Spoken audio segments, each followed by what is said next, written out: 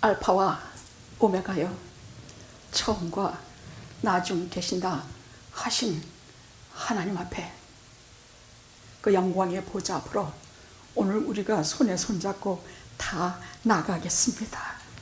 예수 그리스도의 십자가 보혈에 의지하여 살아계시고 영원토록 계시는 전능하신 우리 아버지 앞에 다 같이 손 꼭 붙들고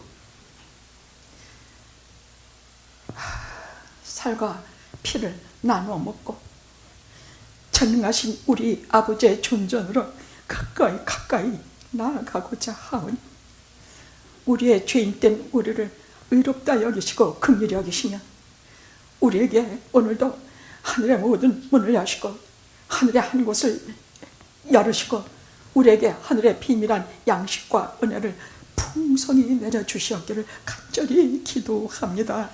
왜냐하면 우리는 새끼 밥만 먹고 살 수가 없는 존재요, 하나님의 입에서 나오는 모든 말씀으로 살아가야 될 존재임을 이미 말씀하셨은즉 이 시간에도 우리는 하나님의 말씀 살아계신 만나, 우리를 영원히 살리시는 그 생명의 만나를 먹기를 원합니다. 충만히 주시옵시고 성령의 감동 감화심으로 우리를 먹이시며 우리의 마음속에 있는 모든 근심과 세상에 나이 드는 것과 병드는 것과 노쇠하는 것과 이 모든 것이 다 자취를 감추고 전가신 하나님의 은혜와 사랑만이 우리를 포근한 하나님의 옷자락으로 감싸 안아주시는 영광스러운 교회가 되게 하여 주시옵소서. 예수님의 이름으로 기도드리옵나이다. 아멘. 아멘.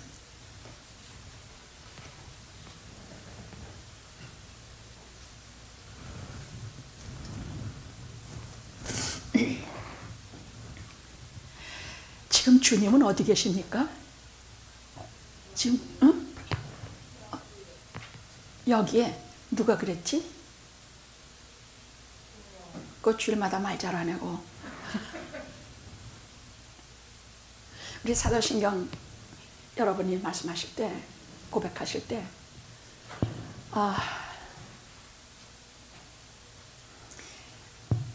죽은 지 사흘 만에 장사되고 부활하시고 하늘에 오르사 전능하신 하나님 우편에 앉아 계시다가, 그래서 우리는 보통 기독교인들에게 물으면 지금 주님은 승천하셔서 하나님의 우편에 앉아 계십니다. 그리고 뭐라고 계시느냐?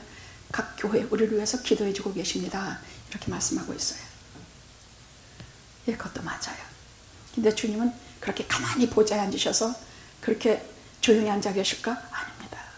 성경 구석구석에는 부활하신 주님은 어디에 계시느냐? 오늘 말씀했죠. 오늘 본문에 있어요. 금초대 7교회 사이에 다니시면서, 금 7촛대라는 것은 교회를 말씀한다고 말씀하고 계세요.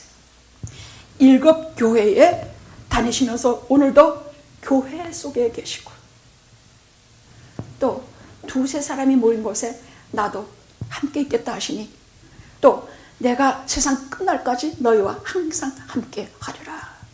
그럼 어디 계시다는 말씀입니까? 교회에 계시고, 당신의 보석, 당신의 재산, 당신의 기업, 당신이 피값 주고 사신 당신의 보석들이 있는 것 교회에 계시겠다고 말씀하시고, 또 우리와 함께 계시겠다고 말씀하고 계십니다.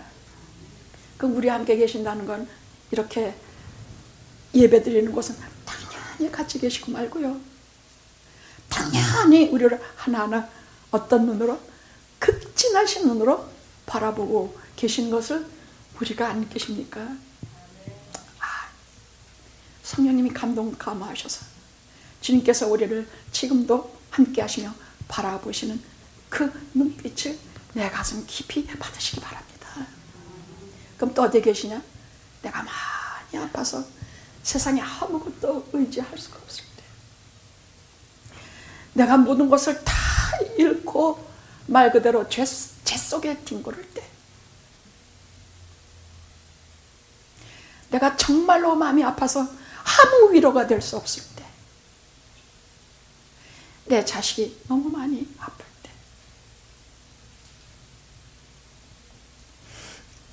하나 여러분이 잊지 마실 것은, 여러분보다도 여러분의 자식들에 대해서 제가 기도해요. 내가 아무리 공로가 없고 내가 아무리 신앙생활 변변히 못해도 우리가 하나님을 아버지라 부르는 한 우리 하늘 아버지는 우리 아버지 되셔서 우리의 기도를 다 듣고 계신다는 것이에요. 목사님만 기도하는 것이 아니라 나도 기도하십시오.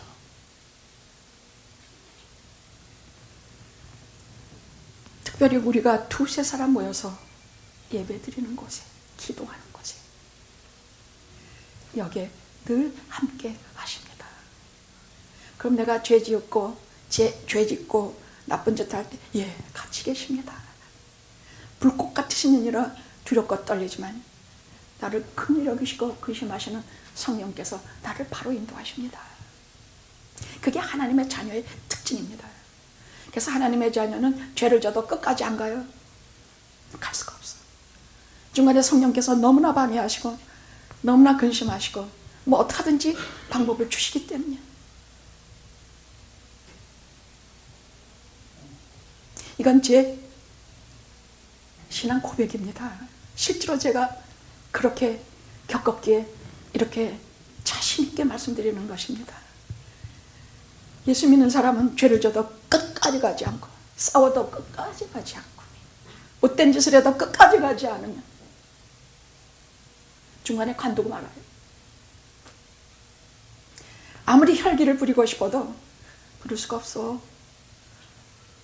하나님께서 주님께서 내 손톱 발톱 내 혈기 다 꺾으시고 내가 이 땅에서 아무 누구한테도 대들지도 못하고 바보같이 말 한마디 못하는 그런 존재로 만드셔서 오직 하나님만 의지하게 만드십니다. 내가 이길 수 없으니 주님께서 내 대신 이겨주실 것이고, 내가 손톱 발톱 모든 무기를 빼앗겼으니 주님께서 내 무기가 되어주실 것입니다. 주님이 나의 반석,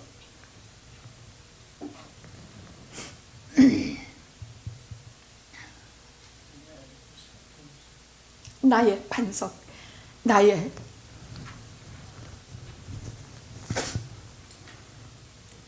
제단의 뿔, 주님이 나의 깃발, 주님이 나의 의, 여호와 샴마 거기 계셔서 전부 내게 대신 치루어 주실 것입니다.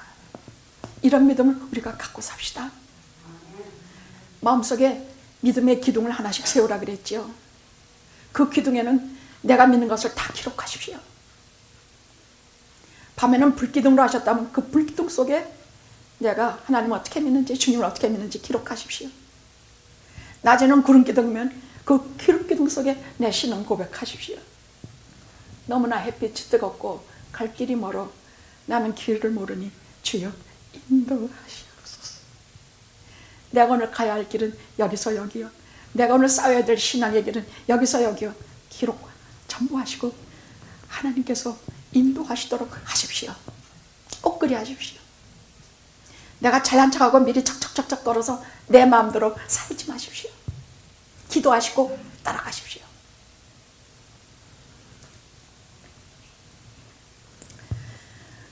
초대교회는 무서운 박해가 가해졌습니다.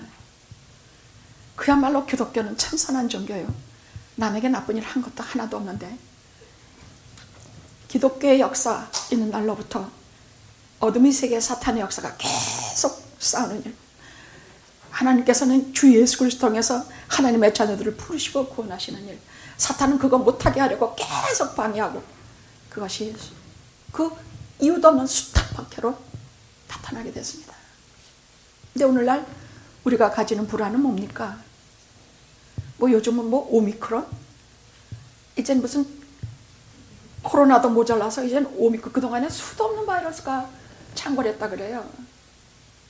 근데 요즘은 또 오미크론 때문에 전 세계가 경악하고 있어서, 제가 처음에 오미크론 기사를 보면서 제일 처음에 가진 생각은 우리가 모임도 자제하고 우리가 서로 만나는 것도 자제하고 우리가 이래야 되겠다, 그딴 생각을 품다가 성령께서 오늘 말씀인 요한계시록으로 저를 이끌어 주셔서 거기에서 참으로 애통하고 회개하고 어떤 경우에도 예배, 어떤 경우에도 성도의 모임, 어떤 경우에도 우리의 모임은 절대 폐지하지 않겠습니다. 닫지도 않겠습니다. 그것을 이기고 또 이기고 전진하겠습니다.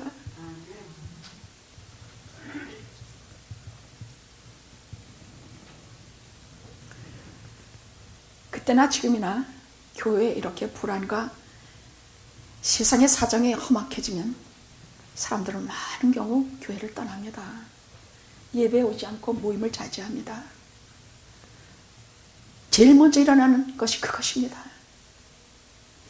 그래서 주님께서 이렇게 무서운 핍박에 처한 교회를 위해서 사도 요한에게 이 편지를 주신 것입니다. 그 당시에 소아시아 7교회라고 하면은 예수님 십자가 사건으로부터 예수님 재림 때까지에 속한 모든 교회를 총망라해서 7교회라고 말씀하십니다. 그래서 분명히 뭐라고 11절에 말씀하시느냐, 네가 보는 것을 기록해서 어디에 보내?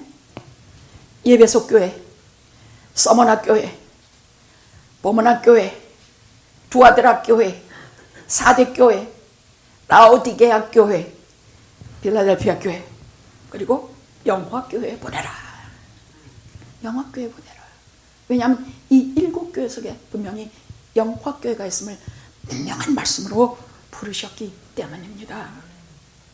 이 땅에 속한 모든 교회는 여기에 속했지만 특별히 제가 요한계시록을 쭉 읽고 난 이후에야 하나님께서 영화교회를 얼마나 사랑하셨는지를 깨달았습니다.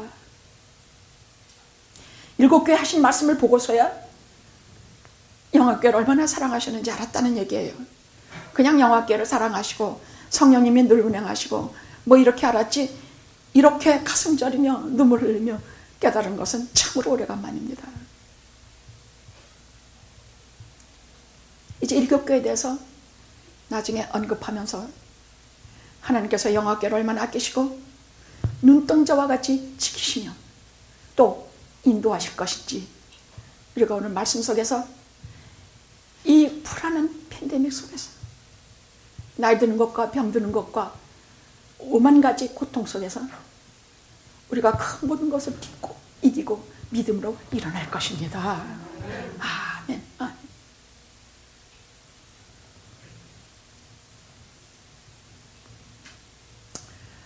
7교회 호명하실 때에 큰 교회라고 큰 소리로 부르지 않으셨고 작은 교회라고 작은 소리로 부르지 않으셨습니다.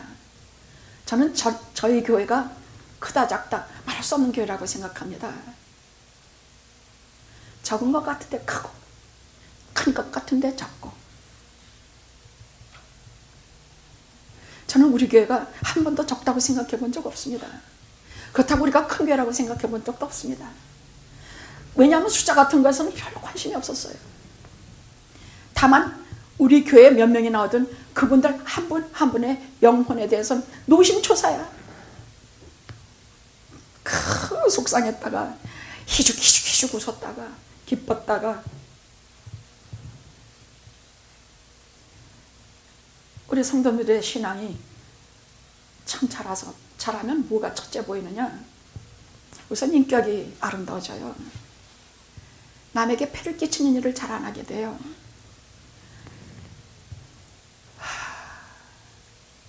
받기만 하는 것에서 주는 것으로 바뀌고, 남을 위해서 나를 들여서 돌아보려고 하는 일이 생겨요.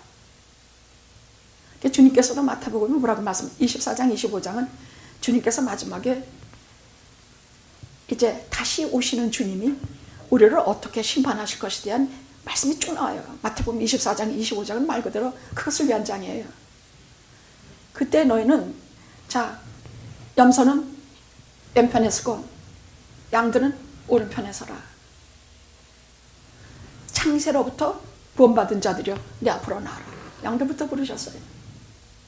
근데 앞으로 양들이 나오니까 너희들은 내가 배고플 때에 음식을 주었고, 너희들은 내가 갇혔을 때 돌아보았고, 내가 목마를 때 그것은 목마를 때 아이 목마르겠구나 하고 지나가지 않았다는 얘기야. 물을 줬다는 얘기야. 배고파서 할 때 그냥 배고프겠구나, 아유 뭐 참 안 됐다, 아니야, 먹을 것을 줬다 그 말이야. 즉 신앙이 말로만 하는 신앙이 아니라 행동을 한 진짜 신앙을 가진 자들이 창세로부터 예비된 자들이라고 말씀하시면서 그 사람들이 주여 우리가 언제 그랬습니까? 왜냐하면 그런 아주 작은 소소한 일을, 무슨 잘한 일을 우리는 솔직히 기억 못해요. 저는 제가 기억하는 일은 거의 없어요. 누구에게 뭘 했는지. 다만 제가 누구에게 뭘 어떤 은혜를 받았는지는 이상하게 기억나요. 그건 정말로 기억나요. 그래서 어떤 때는 피곤하고 일어나기도 싫고 했다가도 그분들이 제게 했던, 여러분들이 제게 했던 사랑을 생각해서 일어나서 다시 엎드려 기도하고 제가 게으른 것을 하나님 앞에 회개하고, 그러니 제가 눈물이 마를 날이 있겠습니까? 우리 아버지 하나님 앞에만 서면 눈물이 홍수를 이뤄요. 내 얘기하다가 눈물이 나는가? 별로. 다만 아까 우리 안장로님처럼 예배를 드리고 싶은데 여러 사정과 제약 때문에 예배를 드리지 못할 때 아픔. 아까 기도 한마디 눈물 한마디면 하나님 다시 찾겠습니까? 저 같은 것도 알겠는데, 다만 저 때문에 흘리는 눈물은 행여나 부족해서 하나님 말씀을 잘 전하지 못할까, 너무나 힘이 없어서 교인들을 잘 돌아보지 못할까, 그런 눈물입니다. 또 우리들의 어린 자식들 때문에 흘리는 눈물입니다.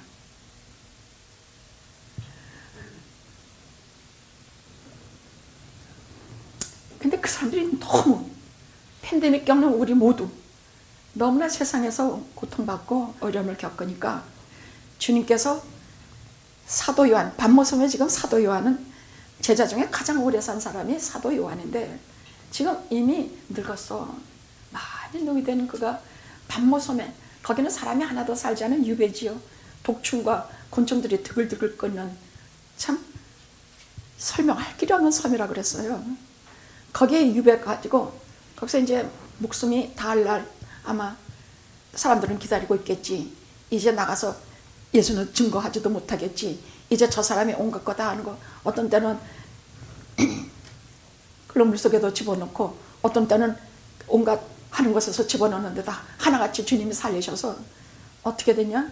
끝까지 살아남은 것이 아마 요한이 가장 오래 살았나 성경학자들은 말하고 있습니다. 그 이유를 주님께서 당신의 어머님을 그에게 부탁했기 때문이라고 말씀하고 있습니다. 당신의 어머님을 부탁하면 제5계명에도 내 부모를 공경하라, 그리하면 내가 세상에서 오래 살리라 하시는 말씀이 있어요. 그 5계명에만은 금태를 두르고 계명을 주셨어요. 땅에서 기어먹고 땅에서 생명 얻고 효도하는 것을 그렇게 귀히 생각하셨다는 얘기입니다. 반모섬에서 요한 사도 혼자 있을 때에 주일날이에요. 우리가 지키는 주일 같은 날이야. 뭐 주일날을 무슨 벨벨 시문 광고 내고 뭐하고 하지만 성경에는 분명히 주의 날이라 말씀하고 있어요. 주의 날이야, 주의 날이야. 부활하신 날이야. 유대교에서 지키는 토요일이 아니야. 우리는 주일이야. 예수께서 살아나신 주일이 우린 주일이에요. 기독교는 달라요. 유대교를 깨트리고 토요일을 깨트리고 무덤에 계신 그날을 깨트리고 주일 아침에 부활하셔서 우리는 주일이 주일이에요. 일요일이 주일이에요. 그딴 말들이 다 현혹되지 말아요. 하도 신문마다 무슨 어떤 누군지 뭔지 몰라 하여간 그니까 하도 신문 광고 내면서 그 요만하게 낼래도 그게 몇천 불인데 그걸 허건 날려서 도대체 이 사람 뭐하는 사람인가 봤더니 우리가 가짜주의를 지키는 사악한 목사들, 사악한 성도들, 교회들 하면서 욕을 하고 있더라고. 아닙니다. 주의 날에, 오늘 말씀에 분명히 나와요. 주의 날에. 아멘, 아멘, 주의 날에. 그 반모섬에 거기서 성령에 크게 감동됐다고 되어 있어요. 이 요한계시록을 주신 날이에요. 우리에게 오늘 요한계시록을 주시고자 하시는 주님께서 우리 이렇게 성령으로 깊이 감동 감화시키실 기도예요. 성령 감동이라는 것은요, 우리 영, 혼, 육이 다 거룩한 힘에 사로잡히는 것을 말해. 사로잡히는 것이야. 그냥 기도하고 말씀 들으며 찬양 부를 때 눈물이 좀 나는 것은 이 영혼육이 성령께 잡히긴 잡혀. 또 우리가 다 잡히긴 잡혀. 그래서 은혜롭게 우리가 그 말씀 알아듣고 깨닫고 그 말씀에 대해서 인을 치는 것이야. 근데 성령이 이렇게 지금 요한 사도에게 하나님의 말씀을 주려고, 이게 성경의 마지막 권이요. 이것으로 인해서 이 땅에 되어지는 모든 우주의 마지막, 우리 인생의 마지막, 교회의 마지막, 이 모든 것에 대해서 전부 말씀해 주신 것이야. 이 요한계시록을 주셔갈 때는 그냥 웬만큼 깨달음이 아니라 성령으로 깊이 감동시키셔서 전부가 다 성령으로 아주 꽉 차서 그렇게 하고 있을 때에 뒤에서 갑자기 나팔같이 큰 소리가 들려. 이 나팔같이 큰 소리라는 얘기는, 여러분, 나팔이라는 것은 성경이 항상 경고, 항상 심판할 때 나팔이 울려요. 나팔같이 큰 소리가 나는데 우리 주 예수 그리스도의 목소리야. 돌아보니까 금초대가 7개의 금초대가 쫙 보여. 7개의 금초대, 오늘 20절 말씀에 그래서 7개를 말씀하고 계세요. 거기에 말 그대로 어떤 주님의 모습을 이제 좀 얘기해 보겠습니다.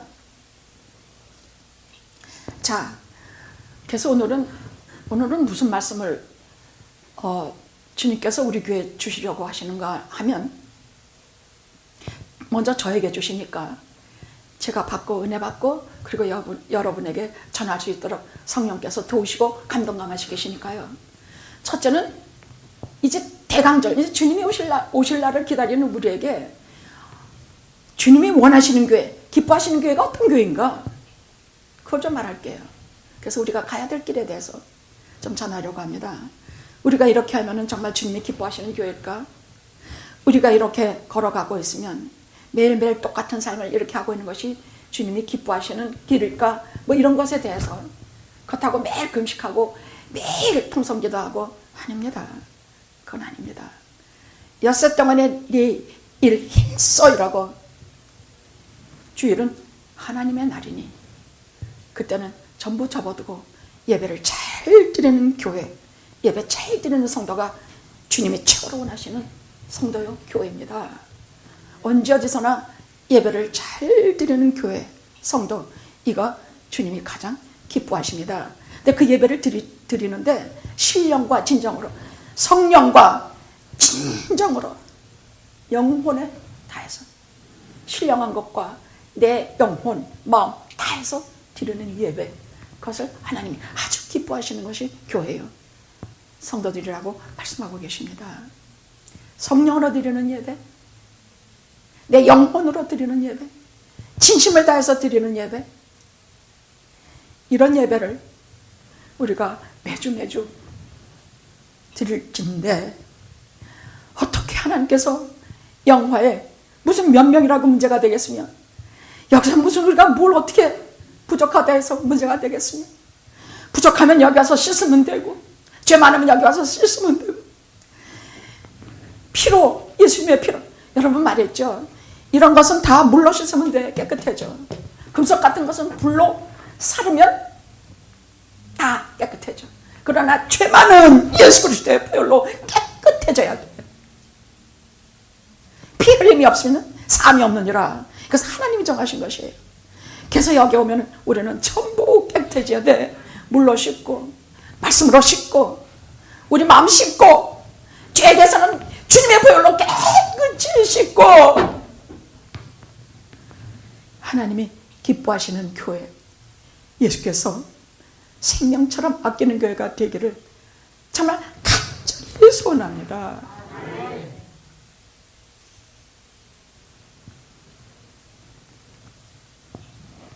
자, 첫째로 그리스도의 모습, 12절에서 14절까지 18절까지 주님의 모습, 16절까지 요한이 본 주님의 모습이 묘사되어 있지만 이건 그냥 묘사예요. 그 자리에서 밤모섬에서 주님께서 나타나신 이 상황, 이 모습, 이건 사람의 말로 설명을 못해요. 우리가 동영상에 나가도 그 동영상에는 우리에게 끼치시는 성령님의 은혜를 거기에는 보이지 않아요. 여기서 왔다 갔다 하시면서 우리가 교통하시는 성령님이 안 보여요. 마치 밤모섬에서 주님을 이렇게 깜깜으로칠 정도로 그런 주님을 만나보는 그 자리는요, 우리가 그냥 말로는 설명할 수 있지만 그때 그건 제가 알아요. 제 일생에 몇 번 찾아오신 하나님을 제가 겪었을 때 그때는요, 그건 말로 할 수가 없어요. 그건 도저히 말로 표현이 안 돼요. 그것은 글자 그대로 하나님을 주 예수 그리스도로 살아계신 주님을 만나니는 우선 주님의 모습이 어떠냐, 그냥 보기만 해도 까무러칠 정도야. 제일 먼저 본 것이 주님의 옷이에요. 너무나 신적이고 너무나 거룩하고 너무나 영광된 모습으로 오셨기 때문에 자기가 세상에서 보던 주님하고는 너무나 달라. 이후에 심판하러 오시는, 재림지러 오시는 주님 우리가 볼 때 이 정도도 아니야. 그때는 수많은 천군 천사와 구름을 타고, 구름은 하나님께서 현현하실 때의 표적이야. 뭐 구름을 타면 인간이 얼마나 무거운데 거기 떨어지지, 기타 이 소리. 그런 사람은 기본적인 신앙의 세계라는 건 에피시도 몰라.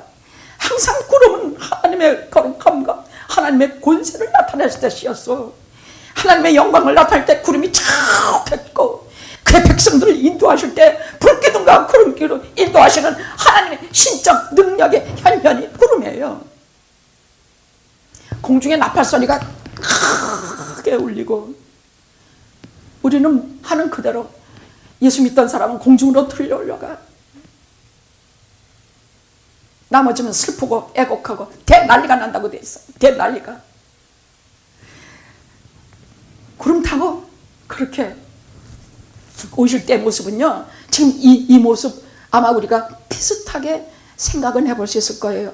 그러나 그보다 더 큰 영광으로 살아계신 하나님의 모습으로, 하나님의 아들의 모습으로 이 땅에 다시 재림하실 것이에요. 깊이 생각 안 했었는데, 전에도 몇 번 말씀했습니다마는 김신조 일당이 한국에 그 청와대를 향해서 습격했을 때에 그날 밤에 우리는 뭔지도 모르고 있는데 갑자기 온 세상이 너무나 밝아가지고 갱새끼 한 마리까지 다 보이더라고. 우리 진짜 놀랐어요, 우리가. 그래, 이게 무슨 일이야? 아니, 그랬더니 평소에 잘 말씀도 못하시고 이제 너무나 연로하셔서 그저 누워서 주무시기만 하시는 외할머님이 갑자기 벌떡 일어나시더니 주님 오시다! 할렐루야! 아멘! 주님 오신다야. 그냥 곧장이야, 그냥. 우리는 이게 뭐지 하는데 곧장 주님 오신다야. 주님 오신다. 우리는 그때는 아무것도 모르고 해거리고 웃었지만요, 진짜 웃었어요. 저는 그때부터 그것이 이상하게 남아. 우린 정말 저렇게 주님을 기다리는가? 빛이 저렇게 밝을 때도 주님이 오신다. 우리가 마중 나가는 거야. 기다리는 거야. 데살로니가 교회에 가장 주님이 기뻐하신 점은 오실 주님을 기다리고 정말 준비하고 살았다는 것이에요. 그래서 데살로니가는 다시 오실 주님에 관해서 주님께서 특별히 성령 감동과 말씀을 주신 서신이에요. 그러니까 주님이 기뻐하시는 것 중에 예배를 언제나 잘 드리는 교회, 언제나 잘 드리는 교회, 또 주님 오시는 것을 항상 준비하고 고대하는 교회. 그때는 주님 오시는 것은 이제부터 이제 앞으로 될 일인데 먼저 간 성도들에 대해서 많이 데살로니가 교회들이 울었다고 돼 있어. 주님 오시기 전에 죽었으니까. 그래서 거기에 관해서 사도 바울이 계속 얘기해 주면서 부활장에 관해서 주님 오시는 것에 대해서 해와 달과 별의 영광에 대해서 또 영화에 대해서, 성화뿐이 아니라 영화에 대해서 하나님 나라에 가서 얘기거든. 그걸 얼마나 자세히 기록하고 있는지 몰라요. 그건 고린도전서에 있어요.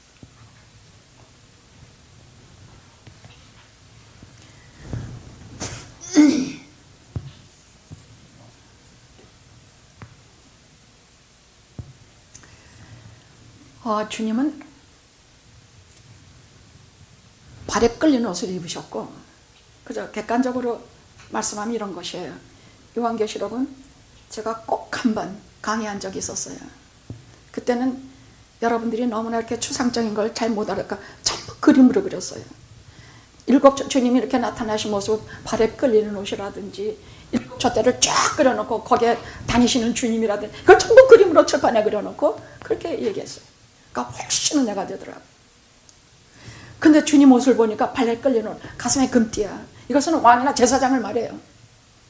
또 머리는 희고 눈은 불꽃 같고, 거기 눈이나 그것보다 먼저 옷이 나오죠. 그 다음에 머리털, 맞아.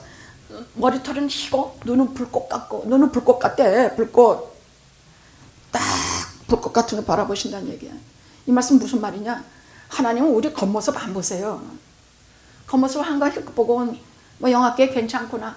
아, 무슨 뭐 한국에 세계에서 가장 큰 교회 10개가 있다, 10대 교회가 한국에 있다니 한국이 참 예수 잘 믿는 걸 이러지 않으신다는 얘기예요.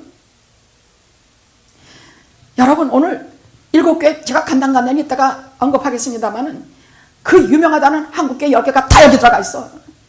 다 들어가 있어. 예수님이 책망하신 교회 들어있다는 말이에요.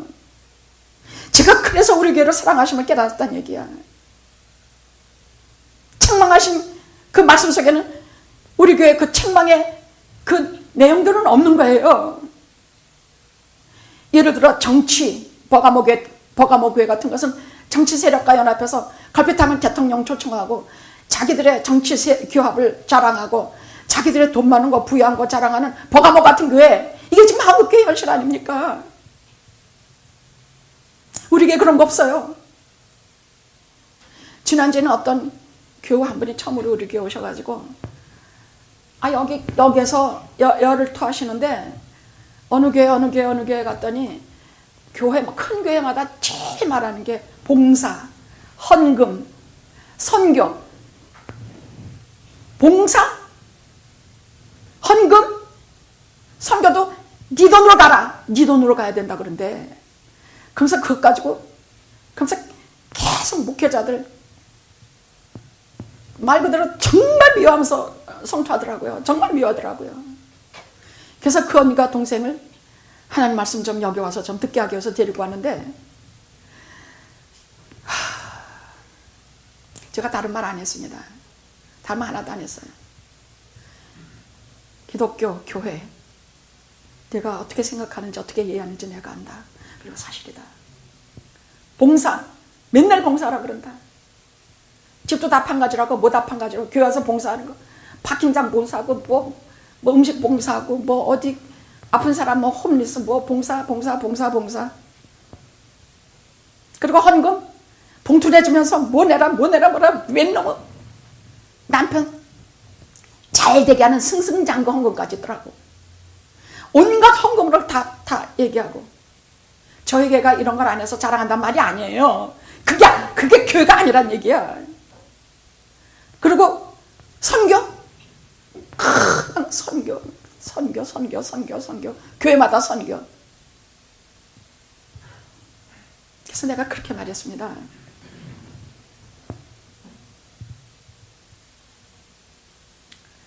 그건 교회가 아니다.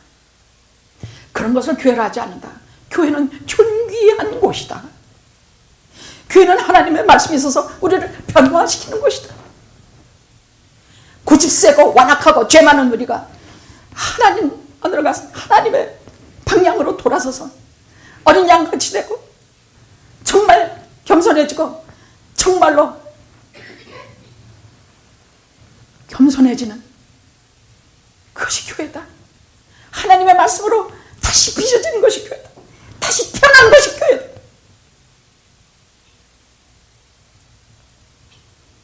그럼 다른 데는 뭐 구원이 없나요? 이렇게 말했습니다. 내가 한 여자를 만나봤는데 그 여자가 이렇게 말하더라. 아니, 우리 교회 집사 하나가 한국인은 여자를 만나서 그 여자가 얼마나 괜찮은 여자인지 저를 보고 봐달라 그래요.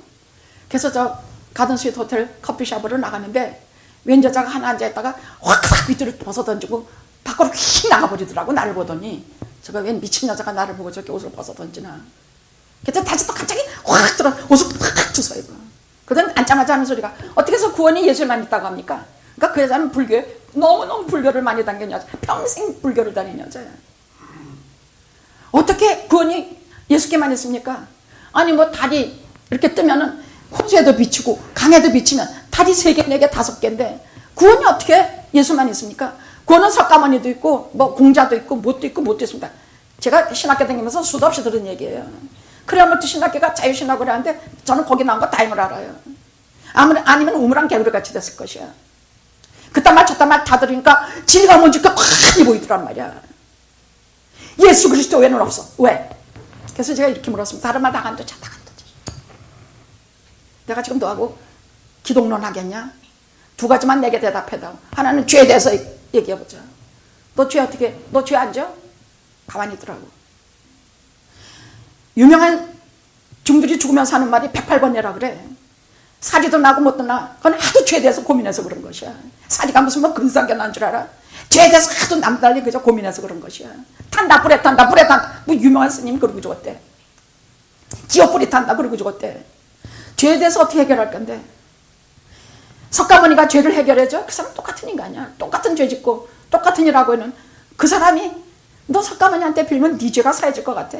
그저 수도하고 열심히 선하고 하려고 애쓰는 거 외에는 구원이라는 게 없어. 죄에 대한 구원이라는 게 없어. 하나님이 정하시기를 죄사함은 피 흘림이 없이는 죄사함이 없느니라.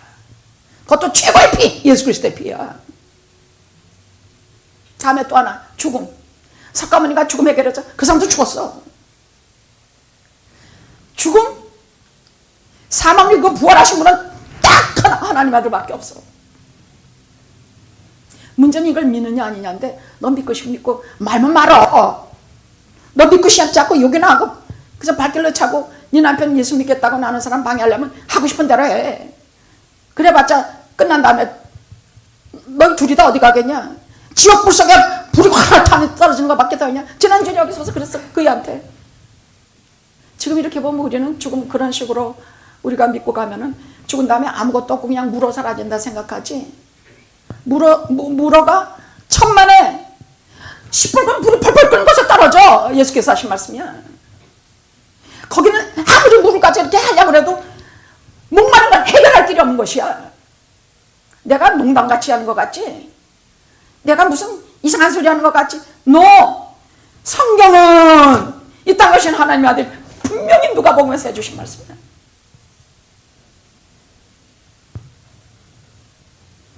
죄와 죽음에 대해서 해결할 수 있으면 불교, 유교, 아무 데건 다 가도 괜찮아.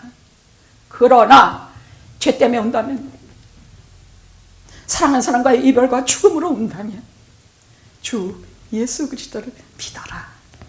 그리하면 너도 네 집안도 구원을 얻을 것이다. 제가 할 말은 다 했어요. 그냥 그렇게 했어요. 말 안 듣겠지.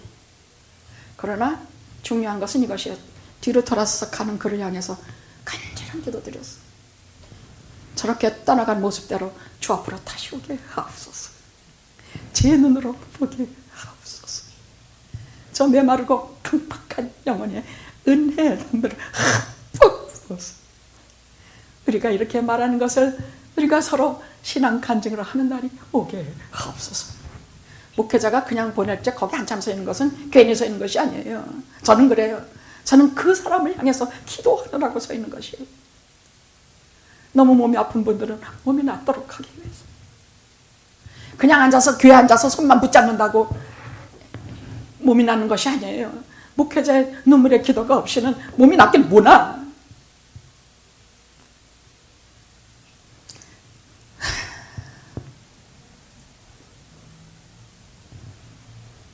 근데 주님의 눈이 불꽃 같다는 얘기는요, 이렇게 보면 요한에게 나타나신 주님의 모습은 심판해 주지요.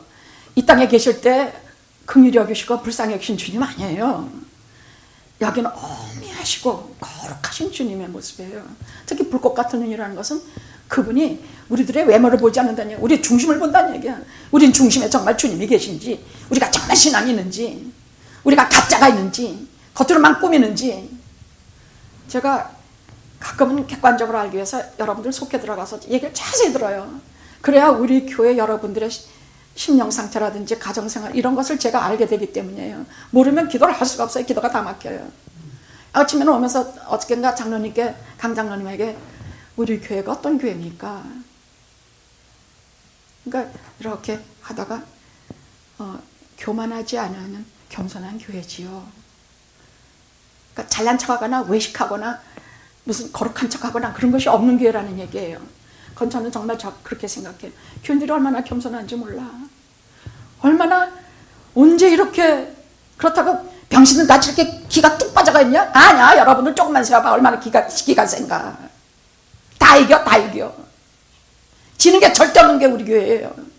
그 기가 센 것은 예수 그리스도의 이름으로 기가 센 것이야. 할렐루야. 할렐루야. 할렐루야.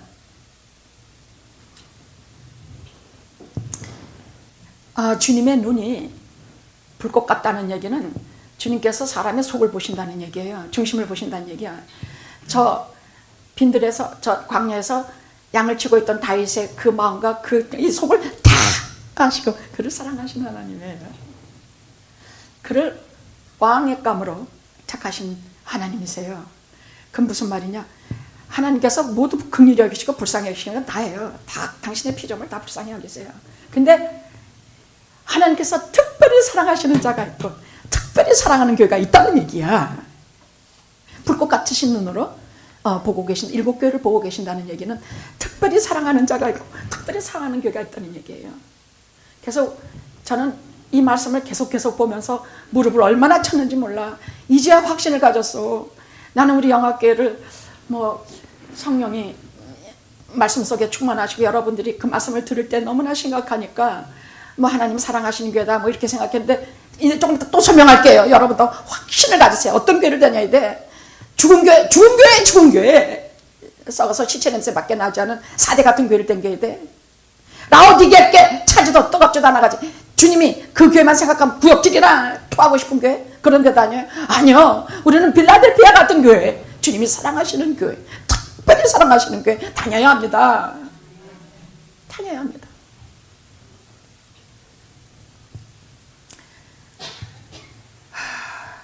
그러면 주님께서 거기에 오른손에 7뼈를 잡고 계셨다 그래요. 7뼈는 여기서 성경에서 분명히 말씀하시기를 이것은 목회자들을 얘기하고 있는 것이에요. 7교회 목회자들에게 보내셨고 그 목회자들을 오른손에 꽉 잡고 계세요. 7뼈를 잡고 계셔요. 이 말은 무슨요?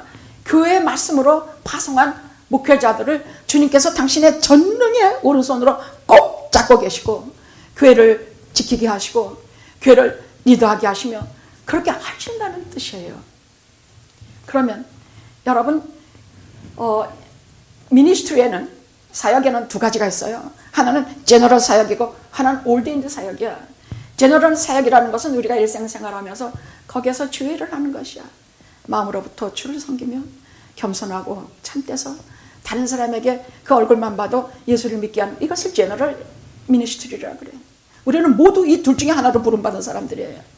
근데 올데인드 미니스트리는 그 사역이 좀 달라요. 이들은 말 그대로 주님께서 특별한 소명으로 부르셔서 하나님의 말씀을 맡긴 자들이에요. 그 사람이 인격이 훌륭하거나 그 사람이 훌륭해서가 아니에요. 하나님께서 부르셔서 그 특별한 사역 때문에 저들이 특별한 것이에요. 그렇다고 인격이 여러분 신뢰받는 사람이 되려면 하는데 유튜브에서 좀 보니까 이 세대의 목회자들이 가장 불신을 받는 몇 가지 이유 중에서 그 신뢰를 받으려면 첫째는 뭐라고 나오는가? 첫째는 말과 행실이 같아야 신뢰받는 사람이 된다 그 말이에요.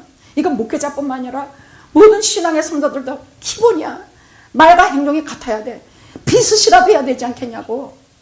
말은 그럴듯한데 주일날은 근사한데 엿새 동안은 생판 죄짓는 일만 하면서 그게 성도요? 그게 목사라고 하면 안 된다는 얘기예요. 둘째로는 도덕적으로 그래도 어느 선은 지켜야 된다 그 말이야. 거짓말을 밥 먹듯이 하고 아무렇게나 살아가지고는 신뢰를 받는 인간이 못 된다는 얘기예요. 이런 몇 가지의 것을 보면서 우리가 인간적으로나 신앙적으로나 우리는 언제나 하나님 앞에 참으로 하나님 앞에 신실하고 정직하고 바르고 그렇게 사는 것이 우리 믿는 자들과 목회자들의 기본이라는 것은 우리가 알고 넘어가야 합니다. 그러나 목회자는 100% 근사해서 죄 하나도 안 져서 하셨냐? 아니에요. 다소 부정하다. 그를 목회자로 택하시고, 목회자로 택하시는 특별히 주는 것이 있는데 말씀을 주세요. 목사로서 설교를 못하면 그건 목사가 간대야 돼요. 제가 잘한다는 얘기가 아니야. 말씀을 하나님께로부터 주시는 뭐가 샘솟듯이 나와야 돼. 말씀 안 하면 대대거리고 막혀버리고 하는 것은 목사 되면 안 돼. 다른 거 하면 돼. 하나님께서 목회자로 세우셨으면, 사명을 주셨으면 그는 분명히 하나님께서 주시는 말씀이 있을 것이요, 주를 사랑하는 마음이 있을 것이고, 죄에 대해서 아파하는 마음이 있을 것이요, 구원받지 않은 영혼에 대해서 아파하는 마음이 있을 것이요.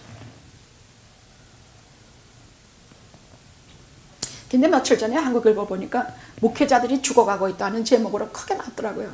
그게 뭔가 하고 들여다보니까 한 50%가 2년 내에 목회를 관두고 다른 걸 택하려고 한다는 그런 목사들이 많다 그래요. 특히 팬데믹 이후에 참 그런 사람들이 젊은 목사와 여성 목회자에게 굉장히 많다 그래요. 그런데요, 그 사람들이 왜 이렇게 관두고 싶으냐? 첫째는 아무리 죽어라 그래도 목회 열매가 없어. 사람들이 변하지 않는다는 얘기야. 도무지 변하지 않아. 싸울 거 다 싸우고, 돈밖에 모르고, 미워하고, 너무너무 변하지 않아. 귀하러 떼지어만 댕기고 교회라 그러면 안 오고. 그랬어요, 여러분. 제가 어디서 본 건데 어느 목사님이 한탄하면서 그렇게 말씀하시더라고요. 게다가 탈진해. 여러분, 목회 사역이 이 탈진하는 것에 대한 전 30년이에요. 그러니 육체적으로, 마음으로 얼마나 탈진했겠습니까? 저 30년간 한 주일도 설교 쉬지 않고 이렇게 하고 있다는 것은 누가 들어도 기적이라 그래요. 태권도도 한 10년 하면 다리가 안 올라간대요. 무슨 일도 한 10년, 20년 하면 그 일을 더 할 수가 없대요. 근데 저는 탈진 수도 없이 겪었습니다. 지치고 힘들고, 어떤 때는 여기도 못 걸어가서 목소리 하나도 안 나와요. 주일날 여기 서는 것은 기적같이 서요. 거짓말같이 보여요. 그러니까 여러분들은 전화 걸어서 목사님 기도해 주세요. 목사님 누가 아프니까 병원에. 아니, 지가 아프다고 나를 시도 때도 없이 불러대. 정말 그게 교인이야 정말. 아니, 그래서 제가요, 제 사촌도 목회를 하는데 어쩌다 만나서 제가 그랬죠. 아니, 그 시도 때도 없이 날 보고 오라 그래. 지가 조금이라도 아프면 소리 지르고 나오라 그러고, 또 웬 뭐 다른 것들이 하면 우리 교회 목사 보러 오라고 난리 부리고 이러는데, 그거 정말 너무하다. 응? 목사님도 사람인데, 육체를 가진 사람인데, 이제 사역이 끝나서 힘들어 쉬게 될 땐 좀 쉬게 해줘야지. 걸핏하면 아무 때나 와서 지일 봐달라고 하면 그게 되겠는가? 그랬더니 그 사모가 딱 나를 이렇게 마주보면서, 그래도 가야지요. 그래도 해야지요. 아니, 근데 제가요, 죄송하지만 저보다 100분의 1도 안 하는 사모예요. 앉아가지고 꼿꼿으로 이거 하라 저거 하라 시키고, 아니면 지 남편 시켜 먹고 말이야. 그래서 너나 잘하세요. 그러고 돌아왔구만. 너나 잘하세요. 그래서 정말로. 여러분, 저 보통 목회자 같이 보면 안 됩니다. 저 하고 싶은 일 있으면 다 해요. 그게 덕스럽지 않을 때는 정말 참지만, 정신을 좀 차리게 하려고 때는 해요.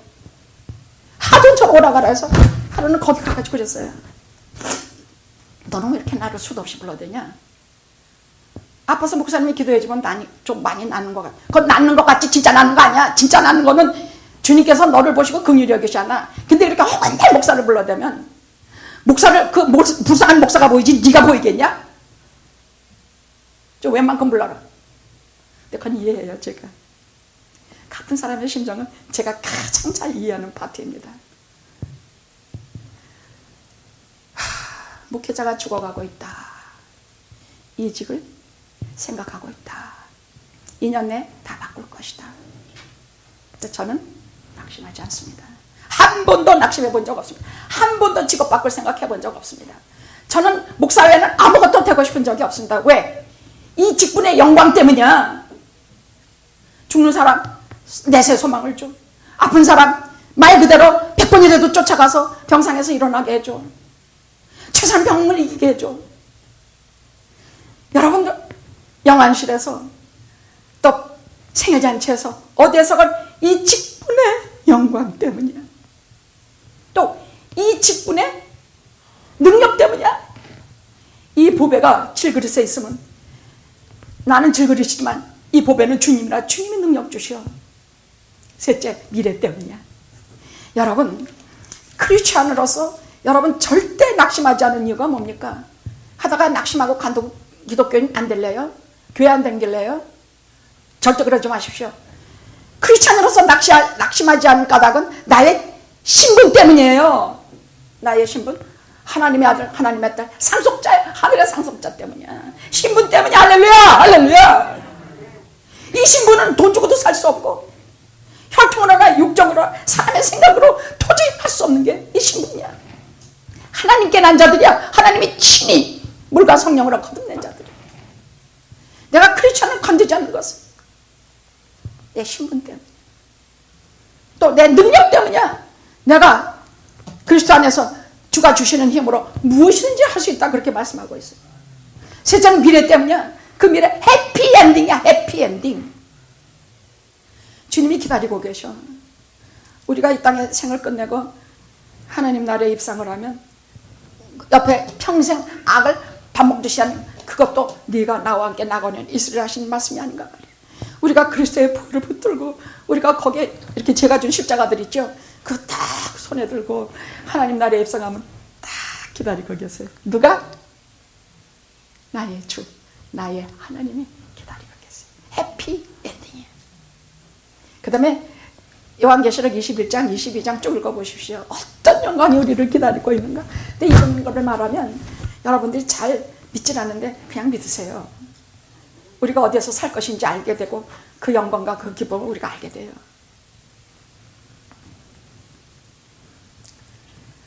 그럼 예수님을 본 후에 어떻게 되느냐? 죽은 자같이 같이 돼서 예수님을 본 후에 죽은 자같이 돼가지고 엎드려서 그 발 아래 엎드려서 말 그대로 거꾸러지니까 오른손으로, 성경에는 오른손 자세히 보십시오. 능력의 손. 하나님의 능력의 손입니다. 오른손을 그에게 얹으시며 두려워하지 말라. 나는 처음과 나중이니. 전능하신 하나님이란 뜻이야. 처음, 영원한 시작, 영원한 미래. 나는 처음이요 마지막. 알파와 오메가. 내가 시작하지 않으면 시작이라는 거 없어. 내가 끝내지 않으면 끝은 없어. 나는 알파와 오메가요. 나는 처음과 나중에. 내가 세세토록 사니라. 할렐루야. 아직 요한계시록은요 한마디 한마디가 피부를 찌르고 한마디 한마디가 진짜 우리를 살려요.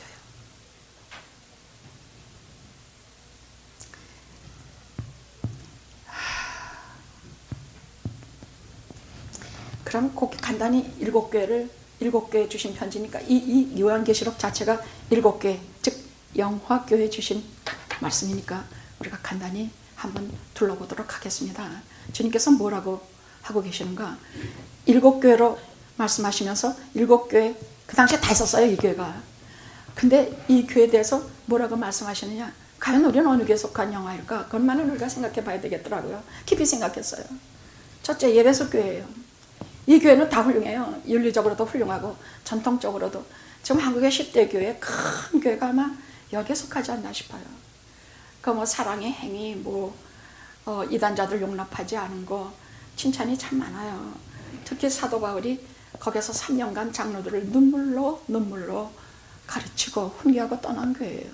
요한이 다시 들어가서 끌날 같은 신앙의 선조들이 거기에서 그 교회를 참 눈물로 이끌었던 교회가 예배소 교회예요.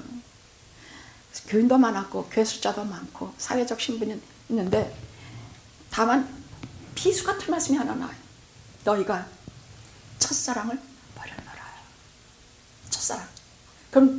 그러면 하나님과의 관계에서 첫사랑 버리면 다 없는 거예요. 그래서 너희가 돌이켜 회개하지 아니하면 내가 촛대로 옮기겠다. 저는 지금도 제일 무서운 게 우리 교회에 주님이 촛대로 옮기시는 일이야. 촛대 옮길 때 그 말씀은 우리가 주님께 대한 사랑, 주님한테 돌아올 때 그 두근거리는 그 마음, 은혜 받았을 때 그 신령한 목사님 설교만 들으면 가슴이 두근두근하고, 목사님이 울면 하나님 만나는 것보다, 그건 맞아요. 성령 감동 감하심이니까 하나님 만나는 거죠. 그럼 나도 하나님 만나겠구나 하고 두근두근하는 이것이 다 첫사랑이에요. 찬양할 때 눈물 흘리는, 기도할 때 한마디에 목임에서 하지 못하는 이 모든 것이 다 첫사랑이 지금도 있다는 얘기. 우리 교회는 첫사랑이 지금도 있어요. 목사님 왜 맨날 우는데 가짜로 울어요? 그 첫사랑에 흘린 눈물이 지금도 변함없이 흘러. 눈물은 괜히 흐르지 않아요. 감동감 없이는 흐르지 않아요. 첫사랑을 우리 교회는, 그럼 예배석 교회 같이 우리가 첫사랑 버린 교회입니까? 아니죠. 아니에요. 그건 아니에요. 제가 다른 교회 말씀하시는 거 가만히 귀담아 들어봤어요. 우리 첫사랑 버린 교회 아니에요. 여러분 그래요? 그래서 오늘날 예배석 교회는 자취도 없이 없어졌어요.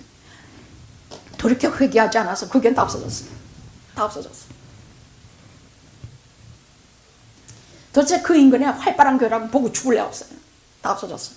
그 다음에 서머나 교회예요. 이 교회는 너무 가난하고 너무 핍박이 심해서 살아갈 길도 막연했는데 이 속에서 참 존경을 받았을 뿐만이 아니라 주님께서 책망하지 않고 유일하게 칭찬하신 두 교회 중에 하나예요. 서머나 교회. 근데 여기에 유명한 폴리캅이라고 하는 목사님이 요한 사도의 제자인데, 이분이 불구덩이 속으로 들어갈 때 그 사람이, 그 심판하는 사람이 그 너무너무 선량한, 너무 훌륭하신 86세는 목사님 하는 게 싫어서 이 시간에 그냥 주 안 믿겠다 그 말만 한마디 하면 내가 너 살려준다 했더니, 나를 86년간 신실하고 참되고 대해주신 주님을 내가 어찌 모른다 하겠습니까? 지금도 그 서머나 교회에 그쪽 소아시아 지방, 그 터키 지방 그쪽으로 가면요, 거기에 벽화가 그려져 있는데 폴리캅 목사님이 불태워지는 광경을 보고 거기 가서 울지 않는 사람이 없다 그래. 모두 다 운대. 그걸 실감하는 것이야.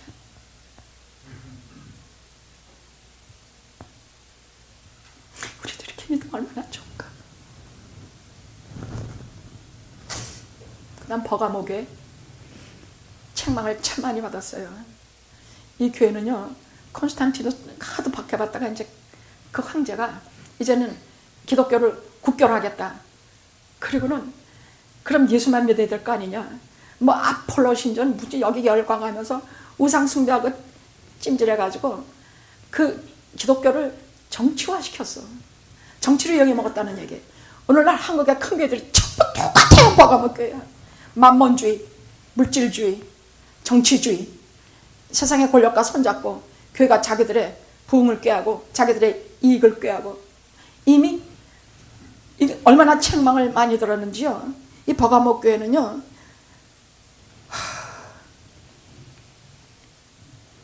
돌이켜 회개하라. 회개하라 하셨지만 여러분 한번 자세히, 시간이 많지 않아서 다 못해요. 얼마나 책망받았는지 몰라요. 그 다음에는 두아디라 교회예요. 이건 음행한 교회야. 두아디라 교회는 음행한 교회야. 아주 여자 하나가 못된 것이 있었는데, 이세벨 같은 것이 있었는데, 그게 하나님의 종들을 깨어서 행음하게 하고 교인들에게 우상 음식을 먹게 하고 그 교회를 아주 난장판으로 만들어버렸다는 얘기야. 이것도 숨어서 하면 좀 그나마 어떻게 구원의 방법이 있을 텐데, 대놓고 교회 안에서 뭐 너도 나도 뭐 목회자고 뭐 장로고 뭐 집사들이고 그냥 이 여자 꾀면 넘어가서 다 넘어가니까 하나님께서 내가 너희를 침상에 던져버리겠다. 주님께서 이렇게 경고하신 교회입니다. 회개하라. 근데 그 다음에 이 사대교회는요, 이건 정말 죽은 교회. 주님께서 딱 시체 같은 교회, 죽은 교회, 총장들만 즐비한 교회. 사람이 암만 말이 이 사대교회가 큰 지방에는 큰 교회였거든요. 근데 거기 앉은 그 사람들 보고 죽은 교회, 시체들만 즐비한 교회라 그래. 사대교회 죽은 교회야. 다 죽었어. 영도 죽었고. 왜냐하면 모든 예배 순서, 이게 극도로 형식적이야. 그냥 형식대로만 쫙 따라하는데 그 형식만 따라가지 뭐 거기에 의미도 없고 뭣도 없어. 기도, 설교, 딴짓하고 시큰 졸기만 해. 찬양, 아유 왜 이렇게 의미 높기만 하냐. 에휴. 극도로 형식적인 교회, 극도로 예수와 상관없는 교회, 극도로 잘못된 교회, 죽은 교회라 그러셨어요. 이게 사대교회예요. 그 다음에 라오디게아 교회, 이건 뜨겁지도 차지도 않게 뜨겁든지 차든지 하라고 말이야. 구역질이나 너네들 보면 구역질이나 토해내고 싶어. 구역질이나 예수님에게 이렇게 심한 말을 들은 게 라오디게아 교회는 단 한마디, 그나마 사도교회는 몇 사람 그 중에 있어가지고 걔도 그 사람들을 칭찬하면서 걔도 살리려고 하시는 것인데 라오디게아 교회만은 한마디도 칭찬이 없으시고 주님 앞에 정말로 구역질을 낼 만한 교회로 주님께 너무나 야단 맞았어요. 근데 하나 남은 빌라델피아 교회, 너희가 적은 능력으로 많은 일을 하였다. 적은 능력에는 교인 숫자도 많지도 않고 교회 재정도 많지도 않고 그야말로 한 달란트밖에 못 받은 사람들이야. 제가 이번에 법정에 가서 그 데포지션을 할 때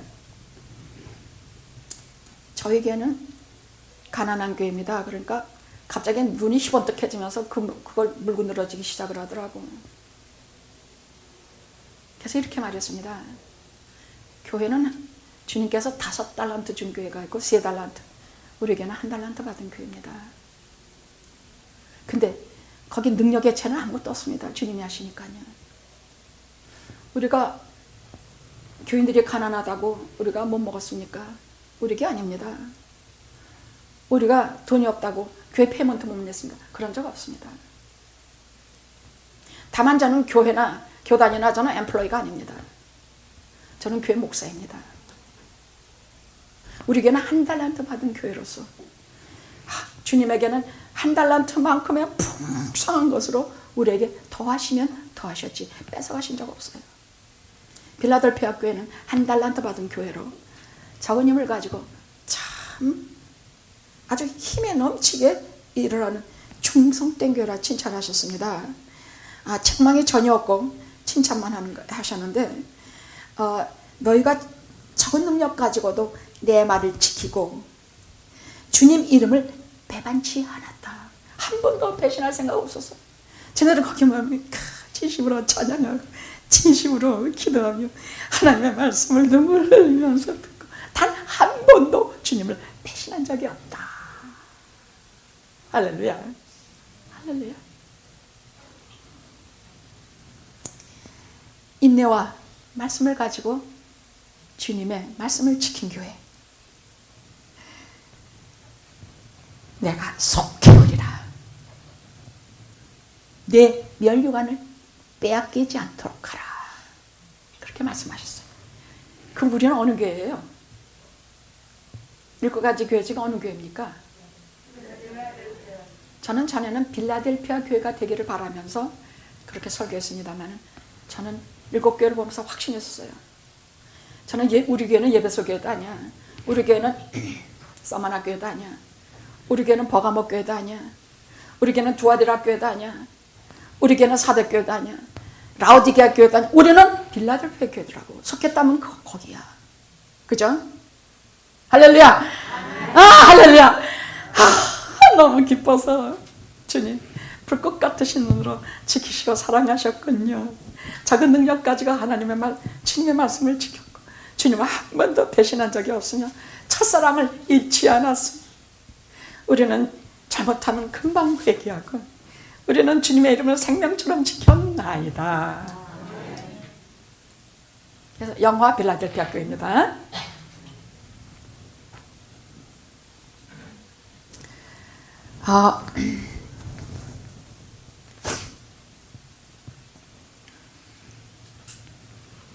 그래서 뭐라고 보증해 주셨느냐? 우리 교회 주신 보증이 뭔지 잘 들으세요.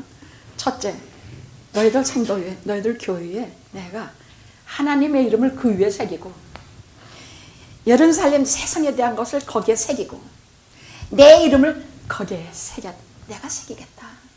이 말은 아예 땅에서나 하나님 나라에서나 성부 하나님, 이 새 예루살렘 주 예수 그리스도의 이름 이걸 우리 교회에 새겨 놓으신다고 하시니 이것은 다 보증하신다는 얘기예요. 그럼 어떻게 우리가 이 세상 끝나고 하나님 나라 들어갈 때 너 어느 교회에서 왔냐?